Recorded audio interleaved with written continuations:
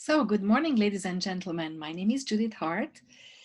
I'm an employment specialist at Next Steps Employment Center, Mississauga, Meadowvale. And today, I'd like to take you on a little journey about personal branding. So, our sessions include important topics in the area of job search, job development, job maintenance. And this is one of the many sessions that our 7 offices across the GTA has been recording for you for your convenience in these times of unexpected and unprecedented times when many people are sitting at home, working from home, or looking for jobs online. So we figured how do you impress employers with your personal brand is an extremely important topic, as everyone needs to and should take control of how they are being perceived on the market so that the market can pick them up, the market can offer them, a job, an opportunity. So today's session will be about 35 slides, maybe about 40 minutes. So what I'd like you to do is just sit back and relax and join my journey on venturing into, the world of branding. The beauty of pre-recorded webinars are that you can sit back, relax from the comfort of your home, pause anytime the webinar. So if there is a slide that you need to reiterate because you want to maybe take a picture or write something down, it's very easy. But just some suggestions, definitely please take notes. Do the exercises and pause and reflect on those exercises, because we've designed it for you to advance your learning and to actually create action after that. Watch the short movie at the end also, which will nicely summarize what you have learned, as well as taking a quiz, which is very important because what we measure gets done. And when we create awareness around what do we know, then we know what we need to add to our learning curve. And of course, I introduce an action card, which is a reflection on what you could start doing, what perhaps you should stop doing because it's not serving you very well, as well as, hey, I've done something so far and that worked, and I'm confirmed now through the webinar that, hey, it works, so maybe I should continue doing. So the little action card, which I'm going to remind you during the presentation later on, is stop, start, continue doing in terms of branding and in terms of personal branding. Okay, shall we start? So what are the learning outcomes? The learning outcomes hopefully will be that by the end of this pre-recorded session, you will understand the concept of branding. And within that, personal branding, how it relates to you as a person, as obviously you're not a product, you're not a brand, but actually you are a brand already. We'll learn more about it. You are also going to gain more control of the perception that you leave behind, because I'm pretty sure you agree that everything is based on perception. When I haven't really met you, but I've seen something about you, at that point, I'm going to make up my mind. I'm going to have an opinion about you. So obviously, everyone's best goal or advantage would be at this point to build that perception around you that will serve your purpose. Also to know about the 10 building blocks that will help you actually going through the 10 steps so that you can build yourself a checklist and make sure that, hey, I'm doing enough, or I haven't done step 2, or maybe I should go back to, or I can all the way advance to step 8 because, hey, I've done all these already. And of course, at the end, we are going to give you a tool to measure all that. So first off, let's start a little exercise. And I'd like you to look at the screen now and find out what pops into your mind. And without too much of premeditating on it, just write down for yourself the best burger you ever had. What pops to your mind? Or the favorite hockey league, if you're a hockey fan. Or if you're not a hockey fan, what's your tennis player that pops to your mind and your favorite? I tell you, mine is Roger Federer. Or the coolest fashion brand you love. Was that Zara that you thought about by any chance?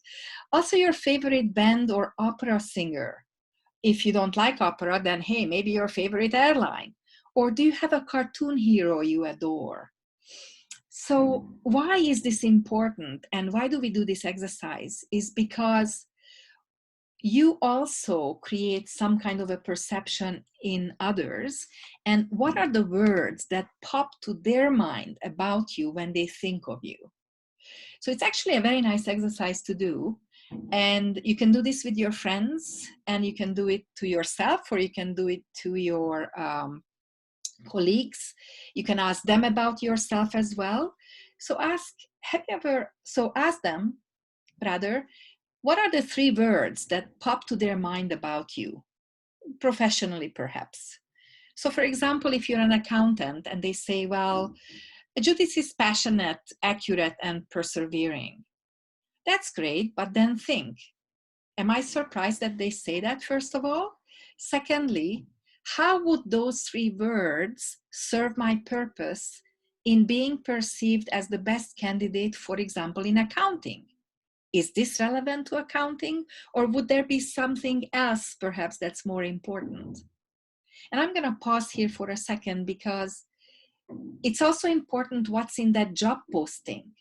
So if the job posting lists, 10, 15, 20 different types of skills, what are the top 5 skills or attributes, personal attributes that the company is looking for? Now, when those 3 words pop up, you can tell you did a pretty good branding job with yourself, because that's the impression that you have created in the minds of your target audience. Fantastic job. So you need to look at not just that the words are, attractive to you, and yes, I am who this is. However, it's more important almost to see whether it's relevant to your industry. So these are the 2 things I'd like you to consider with this exercise. So go ahead and do the exercise and think about yourself. What are the 3 things even pop up about you when in terms of your industry or your profession? Now, it's a very crowded world of branding out there. And as I mentioned, perception is almost everything. How do these brands become brands? Because first of all, they were products. Let's face it, they were just products, no-name products. They had no awareness that they created about themselves. And definitely they have not created a perception in you yet before they started on their branding journey. It's a pretty crowded market out there, as you can see. So the perception is extremely important, almost like at the heart of branding. So how do we create that perception? What's the journey between product to brand? But more importantly for you, what's the journey between job seeker and self-marketer? And I tell you, with these webinars and also my live workshops at Next Steps, one of my deep motives is that you shift from being a job seeker to a self-marketer. Why? Because job seeker, there are so many out there, but self-marketers who are kind of aware of what they are doing, and they can mold perception out there, and they can gain more interest from the target audience, or they can make more money. Well, there is not so many out there rather. So what makes a Starbucks brand a brand, from being a nondescript coffee to, an actual desired brand? Is it the name? You love the name Starbucks? Or is it the promise that they give? The tall, the wonderful, the, amazing tasting creations? Is it the story, how they were established, how they grew from one coffee shop in Seattle to like a 30,000 branches franchise all over the world? Is it the expectations that they meet your expectations out there? You want to have a coffee that's embellished, that has all these kind of flavors, innovational, creative. Is it the perception that they make in the target audience? Is it the relationship that they build with you because they have such wonderful spaces to get in there and they speak the language of the millennials? Or do they have a really wonderful personality? Or what's their value that they project to you that you are willing to pay $7 for a coffee that sometimes even costs maybe $1.60 at Timmy's, which I happen to actually like better in terms of taste. But I tell you, I spend time in Starbucks sometimes because I love the ambiance. So if I can somehow mold the two together, that would be the best for me. Or is it the USP? What's the USP in the middle of the screen? Well, it's the short form for unique selling proposition, which is really based on the value, and it's extended to to incorporate your perception in it into a sentence that you hear over and over and over again, which is kind of like a value statement that will make you remember them by. Okay, so what is it? There was a young millennial on stage about a year ago at a LinkedIn conference I went to, and she said, "Oh, well, branding is repackaging your awesome."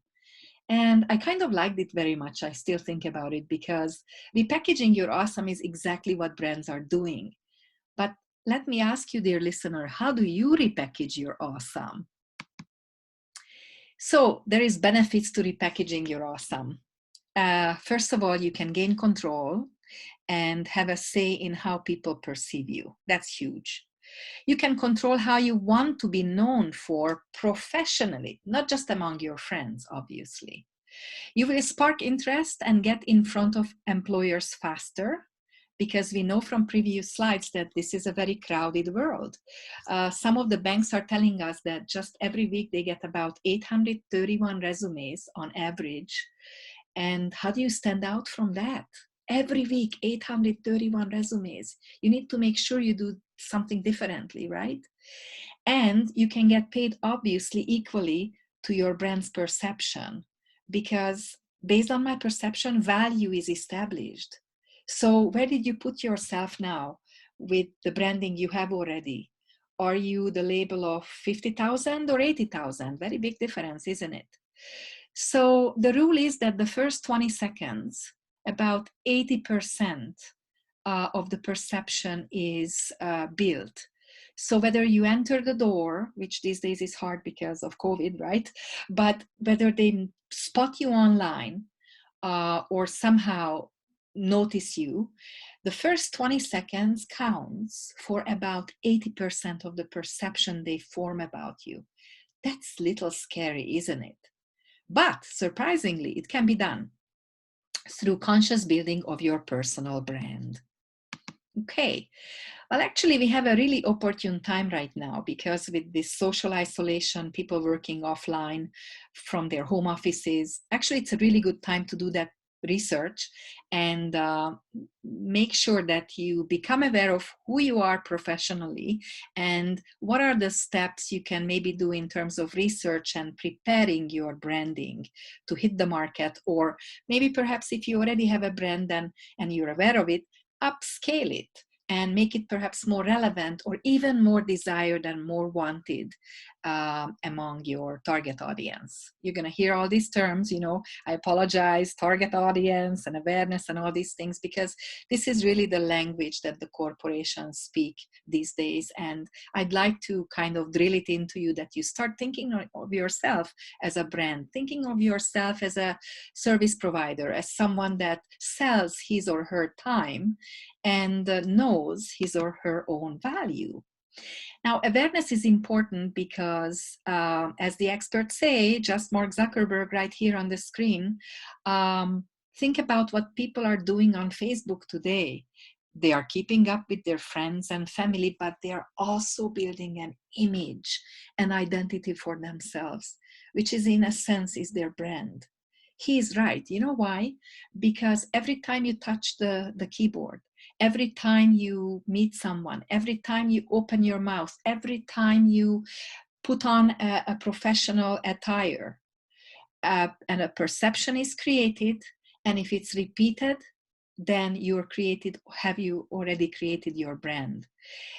People will have an idea, an opinion about you, so you already have it.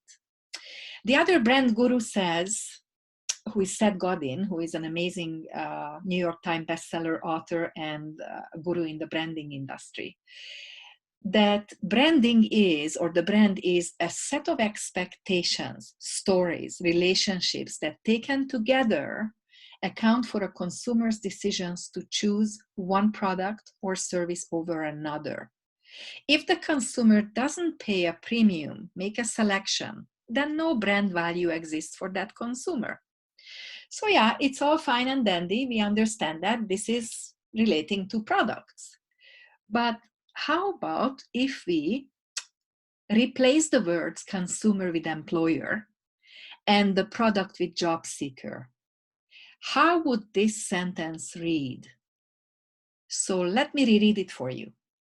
The brand is the set of expectations, stories, and relationships that taken together account for an employer's decision to choose one job seeker over another.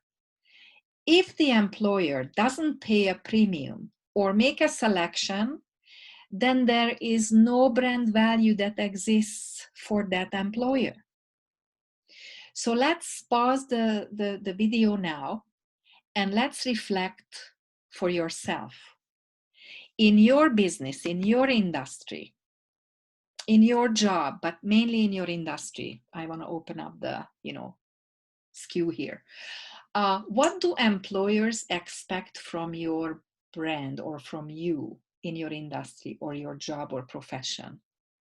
So how do I know that? Well, it's very simple. You just analyze the job postings. So here's an idea. So you take 10, 15 job postings, you print them out or you have them on the screen and read every single one of them. Look at the section when it talks about requirements, skills, and see, and highlight the skills that they need, hard skills, soft skills, and look at the 10, 15 job postings in your field and see if you spot a pattern. What is the established expectation of employers right across the board? What are you noticing? And what are you noticing inside you? Am I on par with this? And furthermore, are those skills updated? Am I fresh with my knowledge? When was the last time I tested myself? These are the questions you need to look for to meet their expectation. At the end of the day, we are all competing on the labor market. And the labor market is basically established by supply and demand. You're supplying skills and they demand or expect certain level of skills. Are you meeting that demand? Are you meeting their expectation? So it's pretty simple. Your branding will hit the market and will be desired brand the minute that expectation is perceived like top of the mind and you will be called. So personal branding is really part of marketing, and marketing is the large word and world out there. But within that today, I want to focus on self-marketing. How do you market the self and how do you brand the self in this? So here's another kind of description that will shed lights on how it fits into how self-marketing and personal branding fits into the big world of marketing. It helps individuals improve their image and reputation to advance their careers. That's pretty simple. Self-marketing is sometimes called personal branding because it uses branding tools to create an image around an employee rather than a product. So once you're using the tools, your job seeker status will be elevated to self-marketer or personal brander. It gives candidates more opportunities to effectively communicate their values, skills, experiences, and vision to potential employers. Successful self-marketing helps employees separate themselves from the hundreds of other applicants who may be competing for the same job. So in a nutshell, in this slide, you learn that differentiation is also important for branding. How do you stick out of the crowd? So top brands start with research, and in your case, it would be self-reflection. But I'm using on this self-reflection journey a SWOT analysis, which is actually used in the big brand world. So some of you have heard of it, some of you may have not heard of it, but SWOT analysis basically is the tool, the number one tool for researching the strengths, weaknesses, opportunities, and threats out there.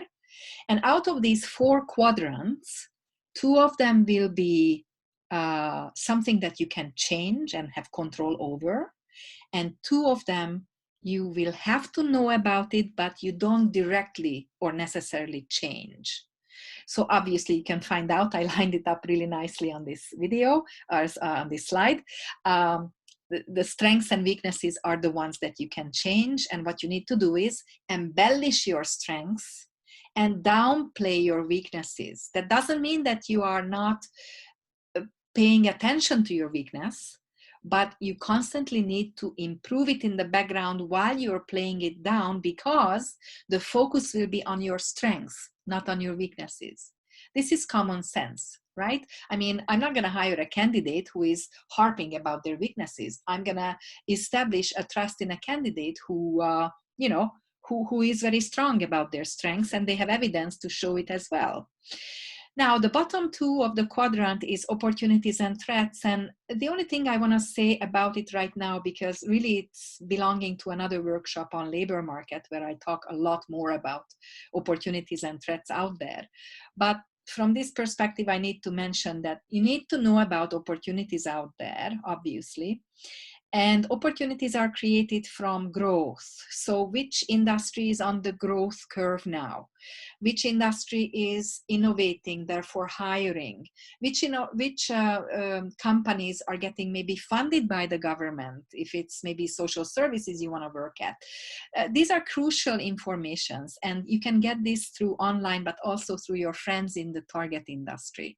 So if you choose an industry you want to be involved in, I'm pretty sure you already have a network. Go tap into them and have those conversations and do your research, or call up the associations that maybe govern that trade and govern that industry. So actually you get really deep, good insights on opportunities. And trust me, opportunities are all the time around. Why? Because people change. People, retire, people go away, people move away, people get pregnant, people's lives change. So they go on mat leave. So all kinds of opportunities that are constantly out there, because humans are a dynamic group, right? The threats, on the other hand, is you also need to know of, which in the branding world we call competition. You need to know who is out there, who is also applying, and what are they saying, and how are they presenting themselves? What is their brand talk about them? And what are the descriptors out there that maybe you notice as a pattern? So look at candidates' profiles on LinkedIn. Maybe sign up on Indeed as a member, and then act like an employer, and look up resumes. So you're going to put the job that you maybe recruit for, act like an employer, right? And then there will pop up a lot of resume that you will see. So when you look at 10, 15 resumes, for example, what is the pattern that's evolving that everyone is bringing up as a sales feature, right? You can make your own conclusions pretty quickly. And you already have a vast amount of industry knowledge. You know a lot of people. This kind of SWOT analysis will help you to start those conversations that will be informed conversations, okay, with your peers, with maybe former employers even, and as I said, best practice groups and also associations that rule that trade. So in terms of SWOT analysis, nothing starts before you actually become aware of where you are. Because brandings, what they do also is they do the analysis even 2-3 years after they launch a brand, and they see, okay, here we are. How do we reposition ourselves in the minds of the target audience? What do we want now, maybe in the next year or two, for people to think about us? And they reposition themselves. So if you know the now, you can kind of forge the future. But if you don't know where you are right now, it's going to be really hard to make the next steps on your branding journey, or the journey of perception, which I love. I just coined it for you. Okay, so here we go. I'm going to walk you through 10 building blocks. I'll be short and painless, I promise. But this is like the 10 absolute most important building blocks of any kind of brands, even if the brand is you. So we talked about the SWOT analysis shortly, and now we are going to go to perception or image of you. Name and logo or visual, well, we are not going to talk too much about it because you don't have a logo. Your name is your brand right now. That's your logo. And a little bit about the image though, or visual that you send out there, we will touch upon. Story, what stories people know about you, or what stories you're telling online or offline, even in person. What's your personal brand statement, which in the branding world we call USP, unique sales proposition, but don't worry about the complicated language. Personal brand statement, I'll explain, and I will show even examples. And also the value, what's your core values, which really will drive the amount you can get paid for, right? Because if your value matches the value of the company, they perceive you as a higher value, as somebody, as a keeper. We want this person. Emotions, what emotions play, what role they play in branding, very big these days. What relationships brand build with the target audience. And what are the expectations out there? Without that, no brand can start any journeys, because then it will be a wasted effort.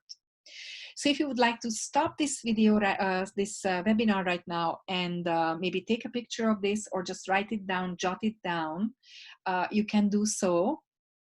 Or maybe you already have some stuff that came up and you just want to pause because you want to use the action card of what am I going to start doing, stop doing, and maybe continue doing.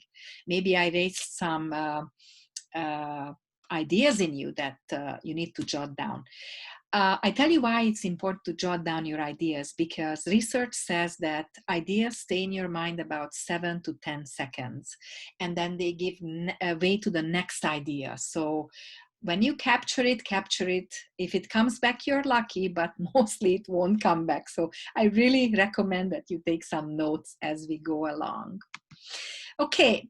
Second, after the SWOT analysis we did just now, is visual or image. So what's your image? You see 3 pictures here, which is a kind of a metaphor for industries. And even though this is the fashion industry, but I find it really good to bring this, to use the same industry to compare. So we compare apples with apple and not apple with banana. So all of these stores sell men's clothes, but in a very different way. I wonder if you think about it for a second, what do you think this shows? What difference does it show? So Tip Top Tailors is a mass product for mass audiences at low rates, very good quality, nothing wrong with quality, but it's a mass product. They might not have the highest of fashions, but they are good, nothing wrong with them. They are just catering to the mass audiences. Then we have Zara, which is kind of a middle of the road, still catering to the masses, but at a very affordable rate. They strive to bring high fashion. So they copy, they bring the, from the fashion shows, the latest, and because of the clout they have, the buying power, and the amount of stores they have worldwide, they could lower the rates. So very affordable, and they have Zara for men now. So they also sell wonderful men's suits at more affordable prices, but very high fashion.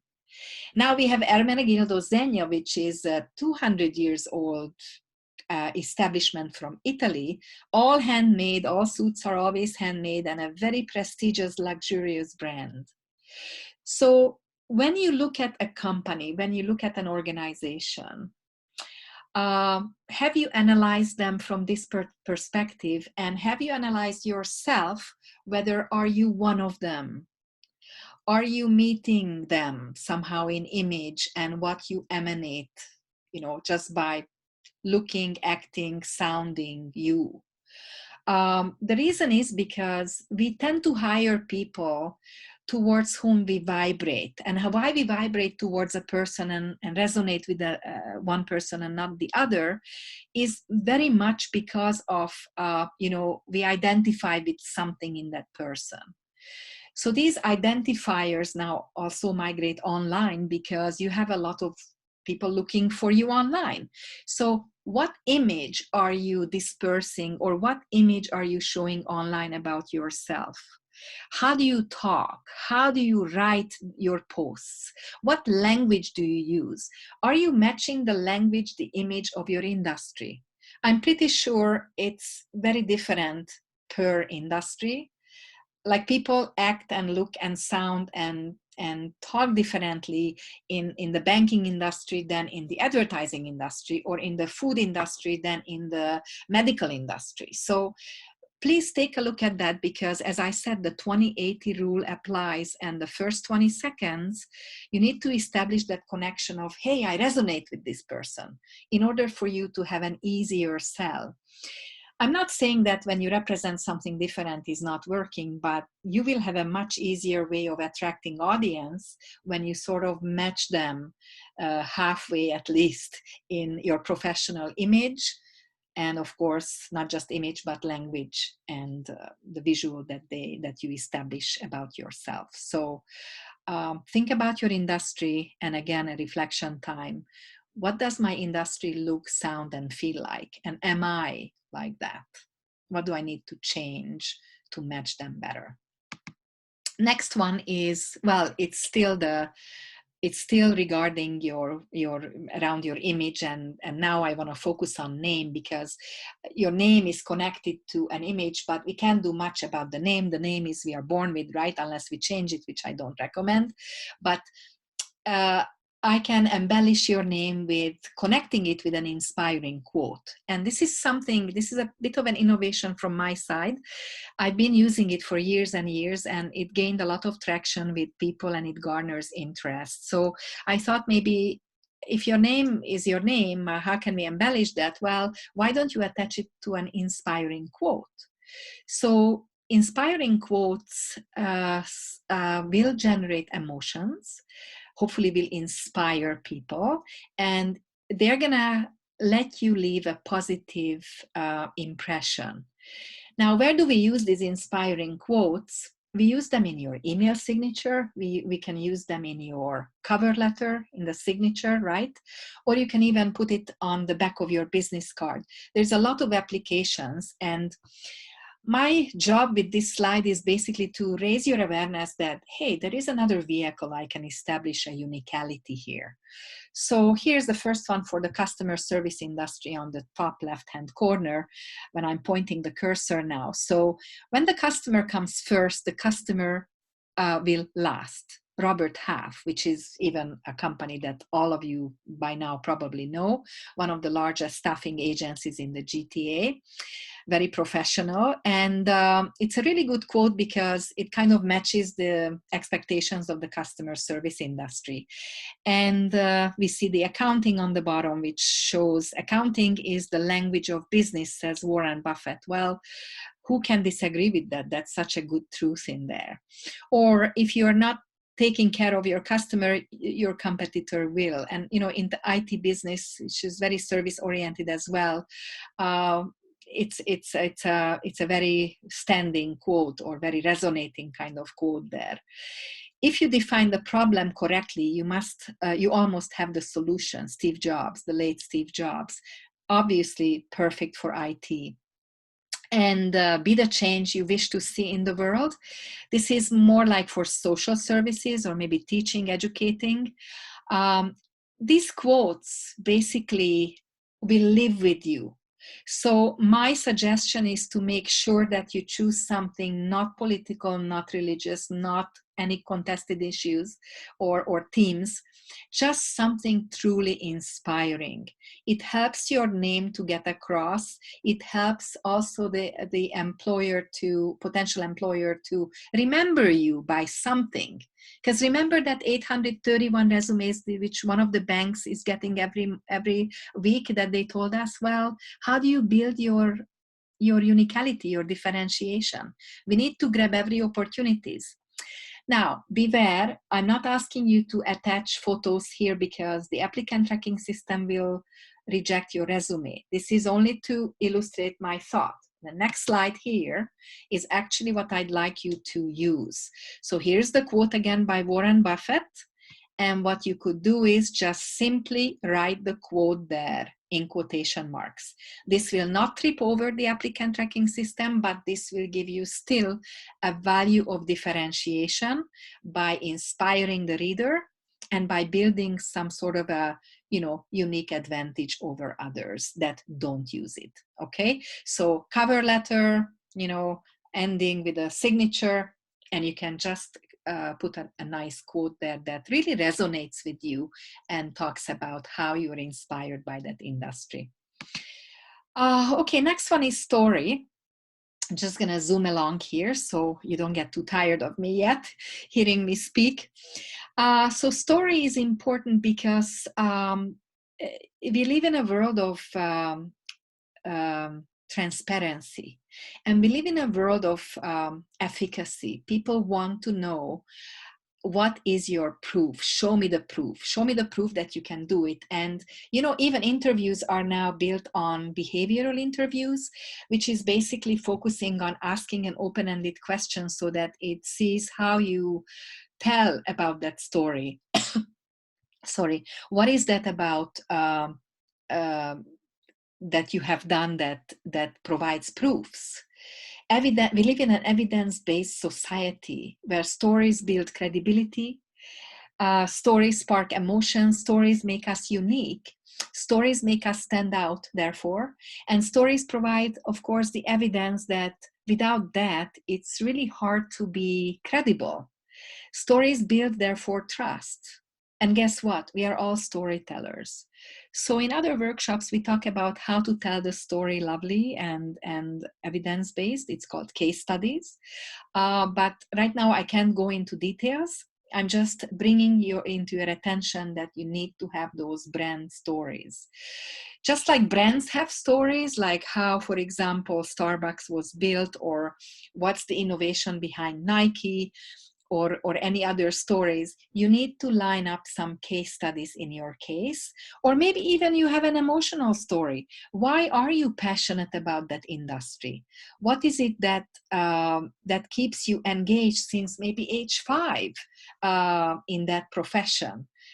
Or in that interest or area of interest. So I need you to think about now very strongly, first of all, if you can line up some evidence. When did you first were interested in the industry of your choice? What is it that you love about that job or the company, or, as I said, the profession itself on a large scale?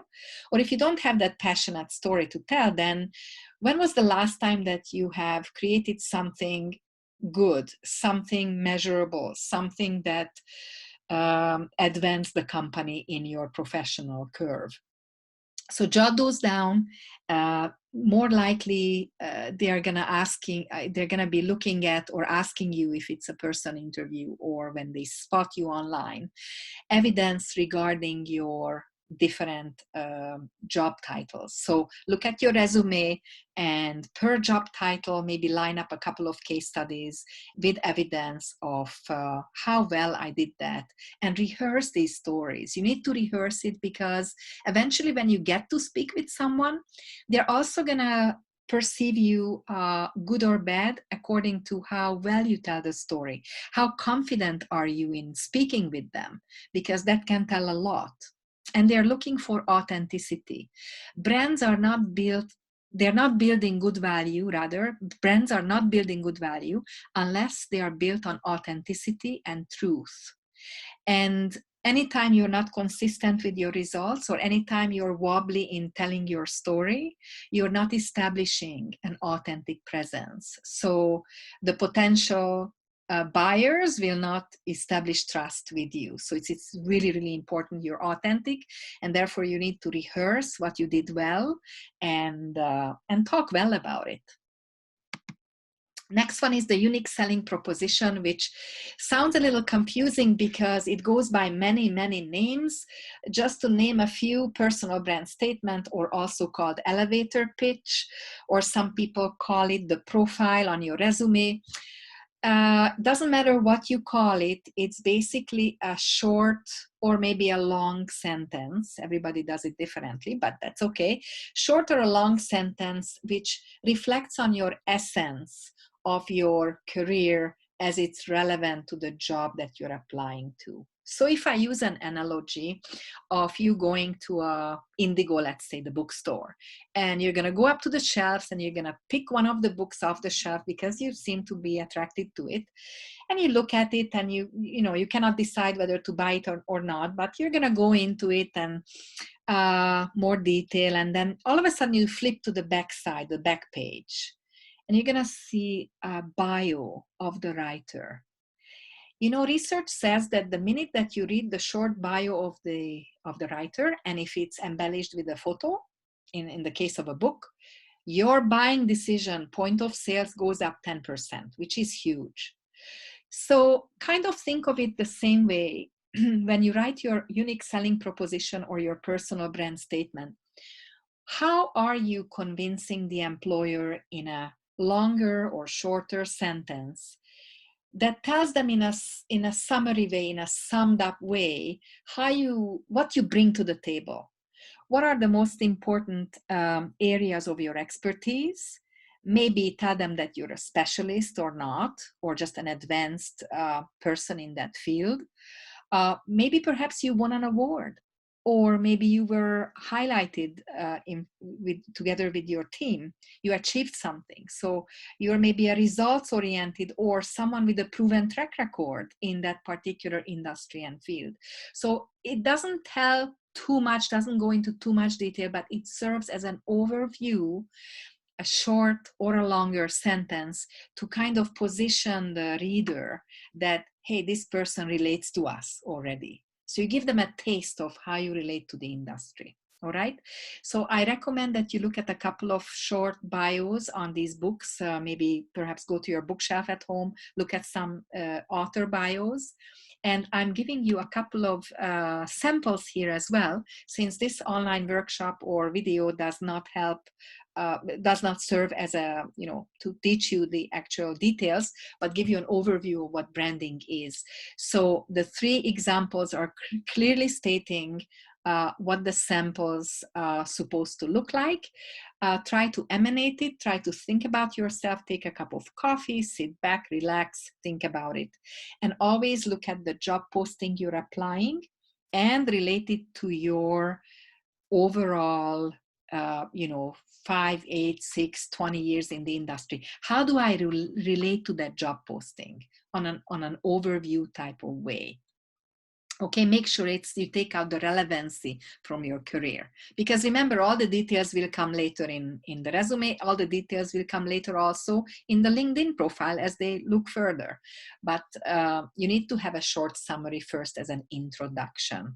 Or when I go into the elevator with you and we get to the 22nd floor, by the time we get there, I sort of have an idea of who you are. I can place you somewhere in the mind map of mine. Okay. Next is value, which will increase, of course, but only increase when your skills are recognized as most relevant to the job. So obviously during our lifetime, actually, there is research that shows that you gather up to 500 skills in a lifetime, believe it or not. That's a lot, but yes, we do have them. But you don't need all 500. You just need to highlight the ones that are most relevant to the job. Then your value will increase because you will be deemed important, like a perfect fit. Your value will increase furthermore when you show evidence. So as I mentioned earlier too, resumes or verbal appearances, talks or online branding when it comes to LinkedIn, you need to provide evidence. And evidence comes in three ways: either percentage, an amount, or you use an adjective. For example, significantly improved something, or significantly reduced the slippage, or I innovated, or you established a new system, a new method. These are all very important indicators that you're telling the truth and you provide evidence. Fluff does not sell anymore. Generality does not sell anymore. So you need to provide your own evidence. And if you don't have it, this is a perfect opportunity to gather it from your former colleagues, bosses, managers, or just think about hard and strong, what have I done well before? Also, your value will increase when you're consistent in your communication on all platforms. Imagine that you have a Twitter platform, you have a Facebook, you have a LinkedIn, and everywhere you say something different, everywhere you show a different picture from a different time. My gosh, it's complete cacophonics. I'd like you to harmonize all these things, because brands will build value when they are perceived consistent. I mean, you believe them more because they keep showing up similarly all the time.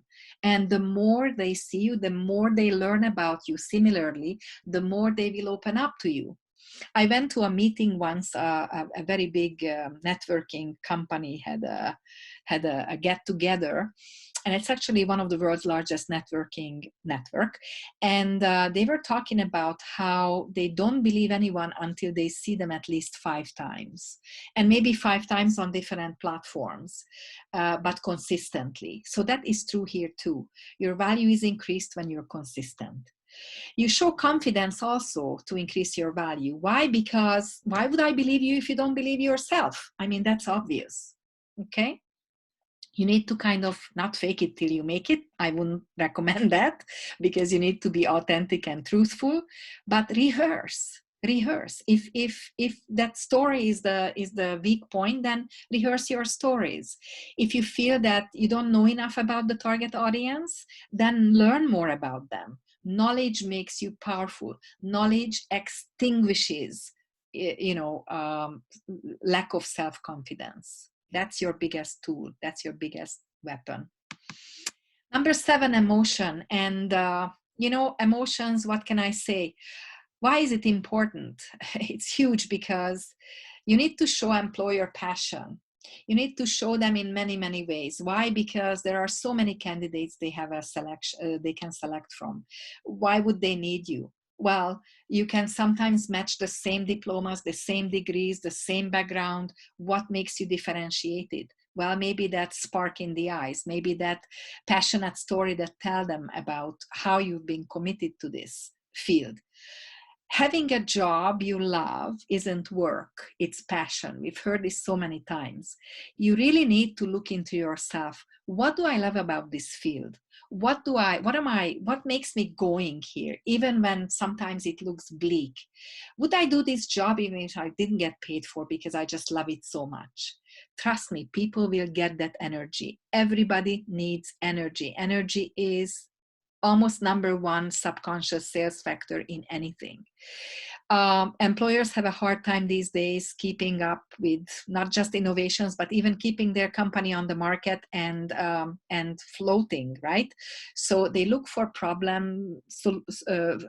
they have problems, and they look for problem solvers. They look for solutions. There is no solution springing from a person that's not interested, that's not energetic, and that's not passionate about it. It's like a chain, it's like a domino effect. When you show up to your life passionately, good things happen. So please do show up, invest in yourself, thinking, okay, what do I love about this? And if you perhaps don't love it that much, because some of us need to have survival jobs, I understand that too, but eventually you need to get to a place where you love what you're doing, or find what you like about that with a time frame, let's say in a survival job, and say, you know what, I'm grateful. What's good about it right now is that at least I can float myself, but eventually still concurrently I'm building where I really want to be. So keep that love going, keep that passion going, because it will transmit really beautifully online. Employers love authenticity and passion. Number 8, relationships. So woohoo, we are only 2 more after this. Brands are not islands. I'm pretty sure you've heard that with people also. We are not islands. We are living in our connections. We are living in our communities. So relationships are important because companies build on employees who are connected. In the 1980s and 1990s, we used to have a question at every single job interview. They used to close it by asking, hey, how is your Rolodex? Do you have a Rolodex? And the Rolodex is that rolling, little device that you used to stack your business cards in, and when you needed to look up someone, you used it. Well, that Rolodex now is our online, people that we know, contact list. And relationships are so important because these days, with the advent of social media, company brands know that the more people you know, the more people you will transmit their brand and the name and the company information too. So actually, we are all little walking advertising boards for our companies, and they benefit from us. Also, when you have a large network, and I'm talking 300 plus minimum on LinkedIn just alone, your image is perceived as a person more important than someone that has maybe 20 people. So you need to really build that number up around you, because first of all, connections happen, opportunities will open up to you, but also your image will hugely increase through your relationships. Okay. Are you presenting also your network on all those platforms where the companies are living? This is also important. The last point here is that you need to be where your clients are or where your potential clients are. So if in your business, in your industry, your potential employer lives on Twitter, then don't be on Facebook, because least likely they're going to find you there. I mean, they could, I'm not ruling it out, but if predominantly your company uses the Twitter platform, then you need to be increasingly on there to meet them online, okay? So building relationships is almost like building your social capital, and we know capital is equivalent to money. So building your social relationships, your network, your brand will be way more noticed, will be perceived as a higher value, and frankly, a good bet to bet on when you're hired. Number 9, expectation. We talked really all about expectations today, but employers' expectation is really the same way that you expect from a brand to perform. When you buy a Gucci bag, or when you buy a Michael Kors or any of these branded products, or a Nike pair of shoes, you don't expect this to break down after like a month or 2 usage, right? That Gucci bag, you paid like $250 if you do, but any other brands that you like, it's not gonna get the handle broken that easily, right?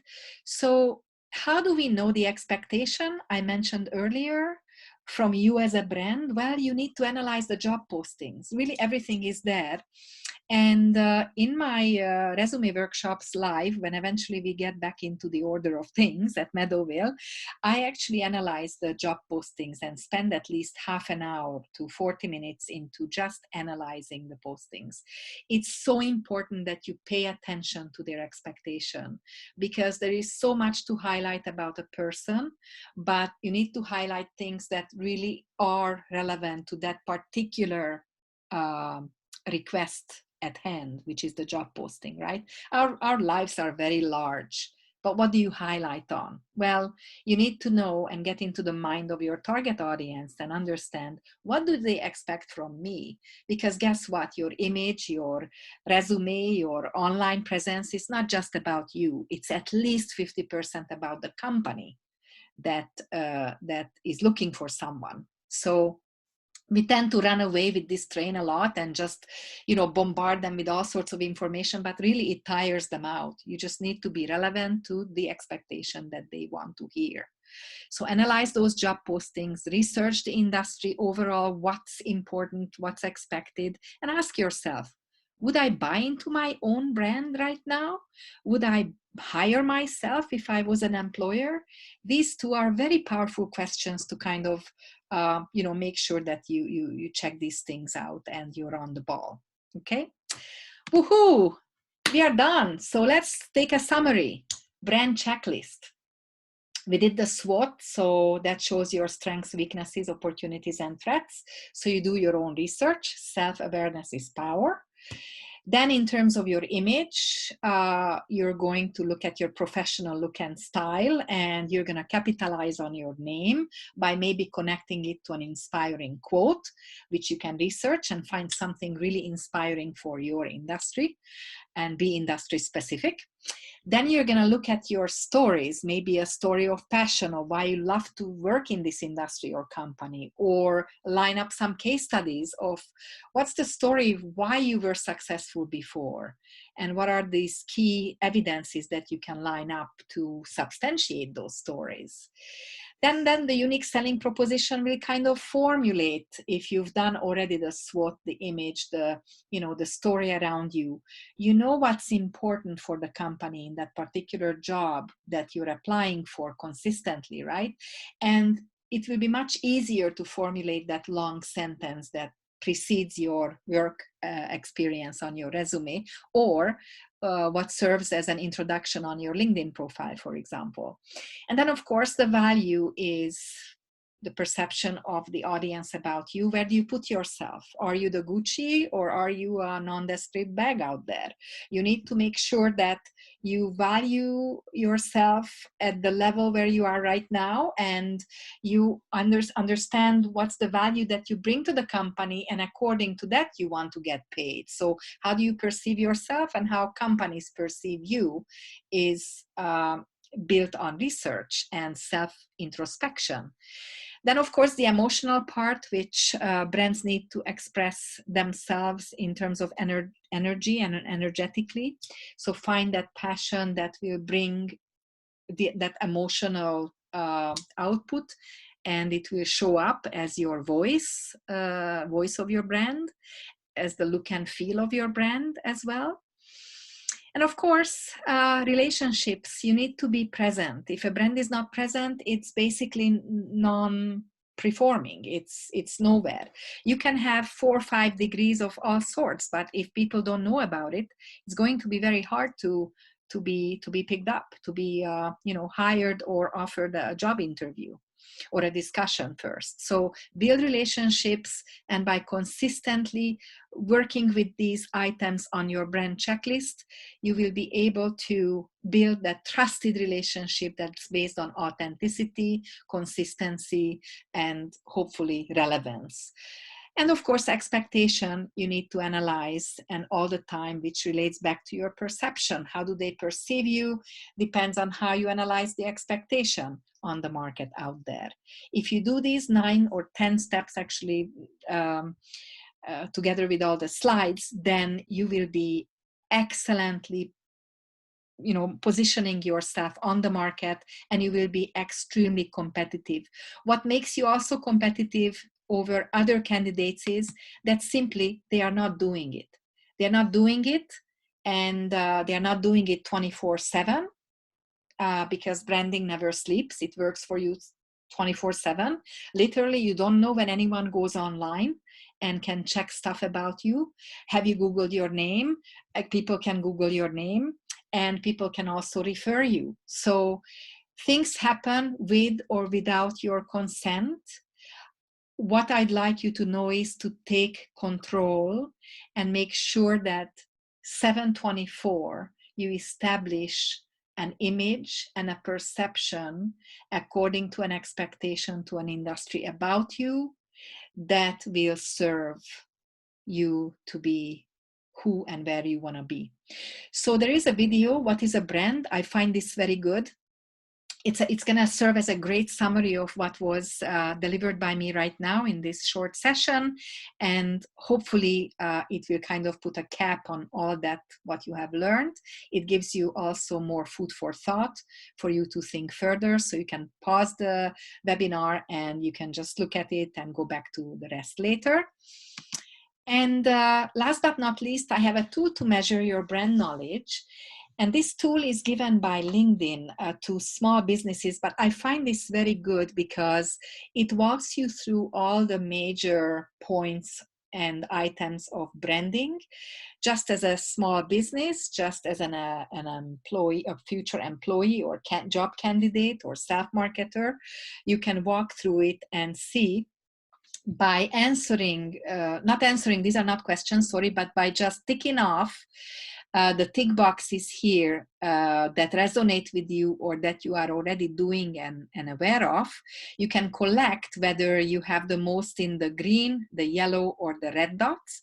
So this way you are able to position yourself and measure yourself whether I'm at the getting started stage of branding or intermediate or advanced. So it's going to be pretty easy.